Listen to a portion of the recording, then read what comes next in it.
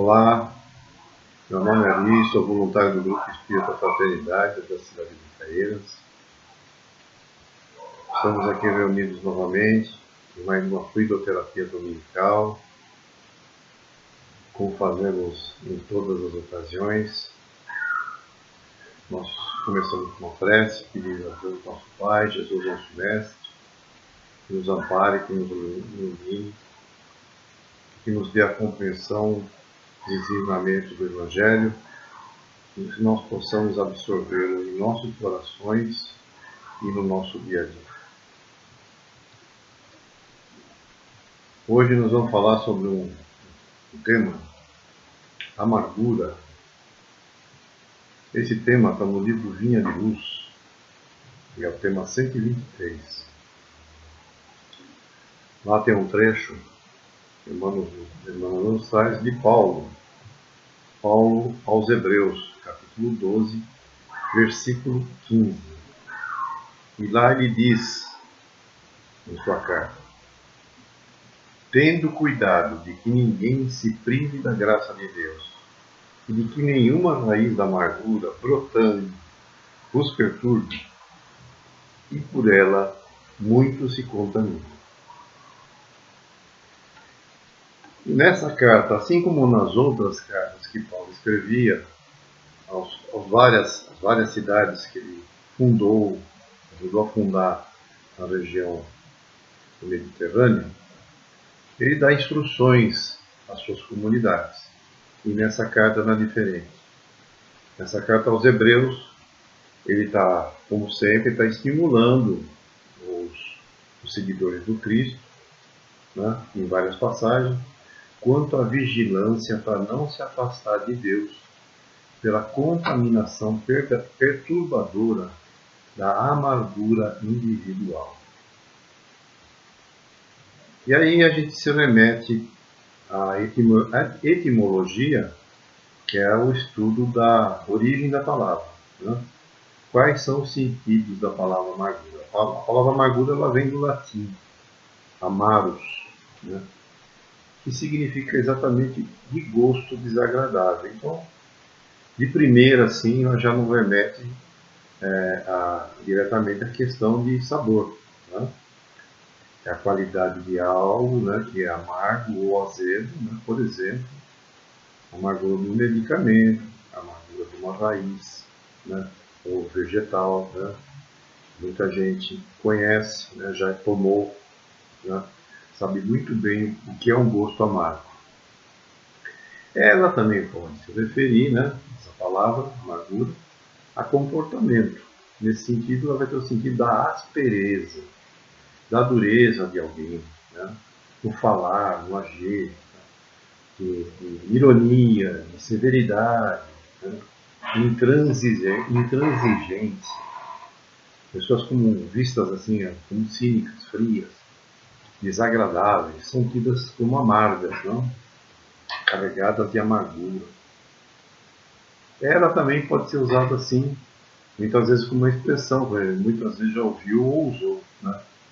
Que a expressão que a pessoa está na rua da amargura, que é usada para descrever um estado de grande sofrimento ou desamparo de alguém, né? Ele se encontra na rua da amargura. Mas um sentido assim, mais grave, né, que pesa mais, é o sentimento daquelas pessoas que carregam muita tristeza, carregam angústia, né, muito grande, carregam uma aflição muito grande, um sofrimento moral que a gente não consegue entender. É um estado emocional que a pessoa se encontra, né, que surge das suas próprias feridas não curadas, né?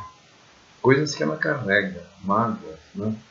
E são alimentadas por recordações, por sentimentos, lembranças, né? E como essa pessoa manifesta esses sentimentos? Né? Como a gente vê?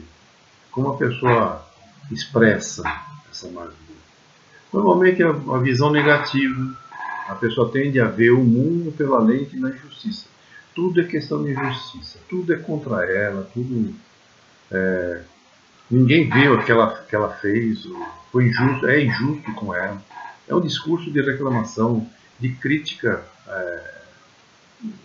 à toa. Ela tem um sentimento de vítima, ela se vê como vítima e ela culpa os outros pelos seus problemas. A pessoa amarga, ela tem um sentimento também, uma dificuldade de lidar com o sucesso dos outros, sucesso alheio. Ela tem uma dificuldade enorme de celebrar e reconhecer as conquistas e as vitórias dos outros ou até do grupo que ela frequenta. Ela tem a tendência ao isolamento social cada vez maior e se afastar das outras pessoas de forma frequente e leva um maior sentimento ainda de solidão, se sente mais só. Ela é rígida emocionalmente, né? Ela se apega a sentimentos negativos do passado. Ela dificulta toda e qualquer adaptação a uma situação nova, diferente. E tem um descontrole, ela tem um descontrole, a sensação que ela tem é que ela não tem controle da própria vida, né? Ela se sente perdida por qualquer coisa que sai do controle dela, ali, ela não consegue lidar. Ela não tem capacidade de lidar com o desafio de uma forma positiva. Ela nega isso, ela não consegue. Tá? Esse texto que o Emmanuel cita,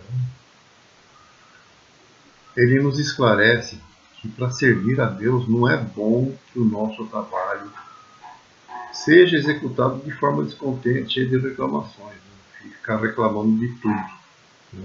Nada está bom. E a mágoa que a gente tem muitas vezes significa que a gente tem desconfiança.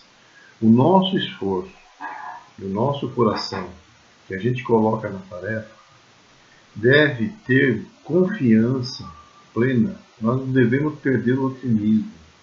E a gente tem que colocar na frente de tudo, antes de tudo, Deus.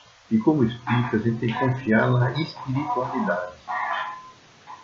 Existem dificuldades, existem problemas. Vamos para diante, vamos para frente, que o Divino Mestre, através dos mensageiros espirituais, vai nos oferecer e vai nos trazer a solução. É só a gente estar aberto e sintonizado. Existem sombras rondando quando elas não rondaram. As sombras sempre estarão rondando, principalmente quando se trabalha no bem. Mas não existe nuvem eterna, nuvens eternas rondando. Elas não vão ficar eternamente, porque a luz ela é imperecível, ela alcança todos os lugares. E aí a pessoa fala, mas existe queda de companheiros que ficam no caminho, né? Pode ter certeza, o reerguimento dessa individual vai acontecer mais cedo ou mais tarde, pelo amor ou pela dor. O nosso dever como trabalhadores é continuar a tarefa que nos foi confiada, seguindo na realização que foi dado como responsabilidade, confiantes, otimistas. A gente deve ter como objetivo, em favor do nosso esforço, que a gente precisa combater sempre a amargura no nosso coração. A gente deve mentalizar que para a gente ter êxito, o nosso êxito, é imprescindível combater essas raízes de amargura no coração, que pode prejudicar o interesse coletivo. A gente tem de refletir e agir com prudência, e tem que combater a amargura injustificável para não perturbar a alma. A gente sabe que existem pessoas no nosso convívio, no nosso caminho, que devem ter sido um pé de bolo em outra vida de tão amargo. E lá no livro O Espírito da Verdade, na lição 24, Caminhe Alegremente, referente a esse mesmo texto de Paulo, Emmanuel fala que a amargura sempre vai existir. Sempre, aqui ou ali, alguém vai cultivar. E para combater é necessário esquecer a mágoa, não alimentar a mágoa, para que a amargura não volte e se ela volte brotar frutos de forma de palavras e ações impensadas, irrefletidas. Se alguém nos fere, a gente tem que cercar de certeza que não foi a gente que provocou. Se a gente não feriu esse alguém, estamos tendo agora um retorno, né? Desculpando e perdoando, assim como a gente quer que a gente seja desculpado e perdoado. Uma própria natureza que, pelo tempo, dissolve os detritos que nela são depositados e traz luz para as sombras, a gente tem que seguir adiante construindo o bem, para que esse sim permaneça. Seja qual for a dor sofrida, a injustiça, tudo vai ser melhor amanhã, se a gente não guardar o amargor no coração. E que a gente não seja nós a vítima dos melindres, né, que vão perturbar nosso coração. Devemos dar às pessoas a liberdade de pensar assim como a gente quer também ter a nossa liberdade de pensar, a gente quer ser livre. E perceber que cada pessoa vê os problemas da vida com um ângulo muitas vezes diferente do nosso.